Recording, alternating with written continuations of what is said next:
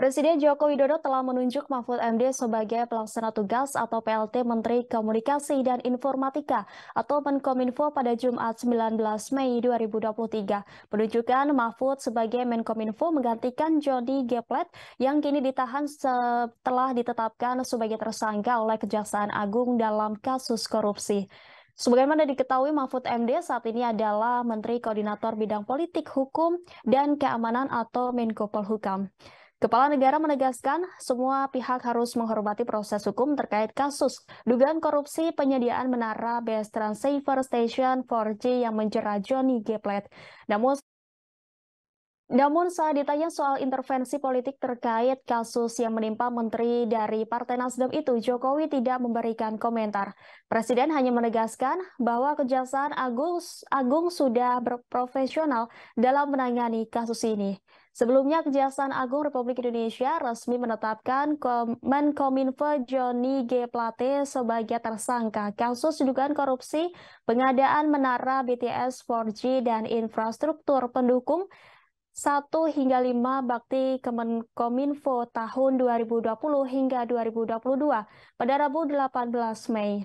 Direktur Penyidikan Jampitsus Kejagung Kuntadi mengungkapkan penetapan tersangka terhadap Plate terkait wewenang dia sebagai pengguna anggaran dan posisinya sebagai menteri. Terkait penetapan tersangka Johnny, Ketua Majelis Syura Partai Umat Amin Rais memberikan tanggapannya. Dalam video yang diunggah di akun Twitter pribadinya, Amin Rais mendukung serangan balik yang dilakukan oleh Ketua Umum Partai Nasdem Surya Paloh. Pernyataan Amin Rais tersebut menanggapi disangkut pautannya penetapan tersangka Johnny dengan pilihan politik Partai Nasdem yang dianggap telah berseberangan dengan Presiden Joko Widodo. Amin menilai penetapan tersangka Johnny G. Plate telah menjadi berkah tersembunyi atau blessing in disguise dalam penegakan hukum di Indonesia. Kendati demikian, Amin mengungkapkan penetapan tersangka ini turut menjadi langkah awal untuk membongkar kasus korupsi di lingkaran Jokowi yang dianggapnya turut melakukan tindakan rasuah. Perkataan Amin Rais ini berlandaskan keyakinannya bahwa Jaksa Agung sebelumnya, yakni Muhammad Prasetyo, memiliki dokumen terkait korupsi yang dilakukan di lingkaran Presiden Joko Widodo. Terima kasih sudah nonton.